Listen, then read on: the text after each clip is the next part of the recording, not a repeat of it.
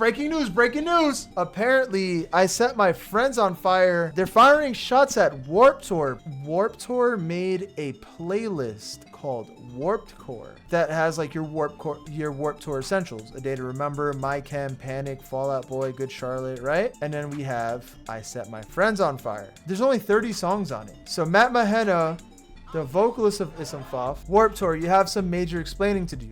No call, no text, no email. Come on, baby. Why you gotta do us like that? Listen here, sweetheart. If you're gonna put our song on your Warped playlist pretty high up, the least you can do is invite us out. We've always been so good to you. We even invented the iconic human surfboard that A Day to Remember tried to claim as theirs. Whoa, A Day to Remember caught in a crossfire. If you want ISMFOF to play Warp, tag Warped Tour in the comments below. Let's reunite and give the people what they really want. Don't be lame like We Were Young Fest. Oh wait, I forgot.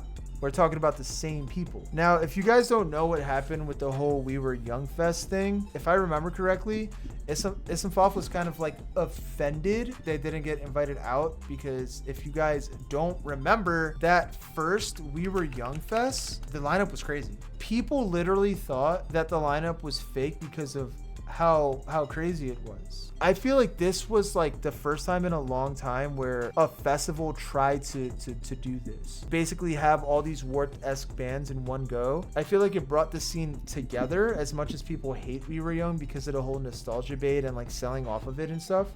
I feel like it was important for like alternative music history. If I remember correctly, I Set My Friends on Fire made it a big deal that they weren't invited because, again, you have all classic Warped Tour bands, right? And I Set My Friends on Fire was super important for the scene back in the day. They got butthurt that they didn't get invited and caused a big thing on Instagram. So what happened was they were like, we're going to play the parking lot. And like ISMFOF playing the parking lot became like the meme at the time or whatever. The thing about it was, before that beef, if you could even call it that, because I even think that this whole Warped Tour thing, ISMFOF Warped Tour, I think this is like a reach. I think he's trying to like kind of recreate the drama he did before. It made I Set My Friends on Fire relevant again, because before that, I Set My Friends on Fire were like probably at their lowest low. And after that, people kind of got reminded, oh shit, ISMFOF exists, and their numbers went up. And not too long after that, I'm pretty sure they did like a tour for the Slaughter album. Thanks to that whole beef, it got the band back in people's radars. Let me see if I could find it. So check this out, right? This has been the craziest week we've had as a band in years. This was never about being on a festival we didn't get invited to. This was all about finding a way to expose the fact that the big bad clique of agents and promoters that runs the industry isn't ever so powerful at all. We never actually cared about being on the festival, and if you look into it for 2 seconds, it should be pretty obvious the tantrum was a joke. Fair, right? We literally went from photoshopping a fake CNN article to actually being on the front page of Yahoo News within 2 days. Press outlets that have turned down every press release we've sent out regarding our band in the last 10 years, we're dying to be the first to the story. Our Spotify numbers doubled overnight. We've had over 20 million impressions across social media in the last week. Our tour coming up next week is the best-selling tour tickets wise we've had since 2011, all from spending a couple of bucks on a URL, versus the 5 to 6 figures we would have had to spend on social media ads to get that reach. Kind of breaking this down so far, basically, if you cause chaos, if you make a mess out of something, you're gonna get a shitload of eyes on you. That's why Logan Paul doesn't mind being the bad guy, right? He purposely says and does shit to keep his name in people's mouths, right? It's a marketing strategy, and it looks like I Set My Friends on Fire did that accidentally. So I don't think he's serious about not being invited on Warped Tour. I just think he's trying to recreate what happened back in 2022. Yeah, we'll probably never have another alternative press article written about us, and we'll probably never get booked by Live Nation again, but that's fine because those things weren't gonna happen anyway. With all this being said, this is actually a pretty sad statement. I Set My Friends on Fire, right? Okay, in short, they fell off. So, and no one wants to fall off. So what they did was they reached out to like specific outlets for like press release in order to push their music, but no one was like giving them that. No one was trying to help push this band. And I'm pretty sure it's because their sophomore album, which was Astral Rejection, was bad.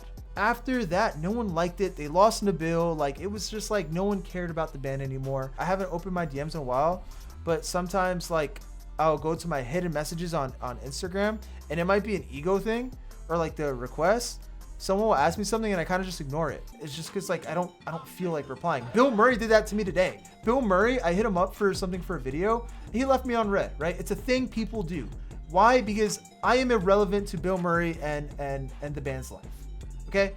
But it'd be different, right? If I had 1 million YouTube subscribers and I just text Bill Murray, I'm like, hey, can you answer this question for me real quick? Which takes 2 seconds to reply to, right? Of course, because there's a benefit there. Okay? Now, no shade towards Bill Murray, okay? They're on tour right now. They're fucking busy. I don't care that I never get replies. I just thought I'd ask for a video. What I'm saying is, because I Set My Friends on Fire was in this hole, someone probably saw the message and, who cares? They fell off and just kept it pushing because they're looking for whoever's hot back in 2022. Who was on the rise? Bad Omens or something? Like, oh yeah, let's reply to Bad Omens. You know what I'm saying? With all that being said, I think the post that he made 4 hours ago calling out Warped Tour, it's just a joke. I think it's just like he's trying to guarantee a spot at playing the fest. However, the shot fired at A Day to Remember is kind of crazy. They're saying they invented the iconic human surfboard and A Day to Remember tried to claim it as theirs. And I think they're referring to they posted something on Instagram of literally just surfing or whatever. Like, yeah, this one right here, people surfing on each other. But I don't remember anything about A Day to Remember like saying that this is theirs. So now, because this was live, it was a little like poorly structured, but closing thoughts, Matt Mahena is jokingly calling out Warped Tour, I think with the intentions to cause a ruckus like he did back in 2022 for We Were Young, because it worked so well. I don't think he's like serious about it. Like I said, I think he just has like more motives than he's trying to make it seem. I just don't know if like trying to stir the pot and cause a beef with Warped Tour is a good way to guarantee a slot at playing the show. Now click right here because I spoke about the whole drama when A Day to Remember dropped their new single, Feedback.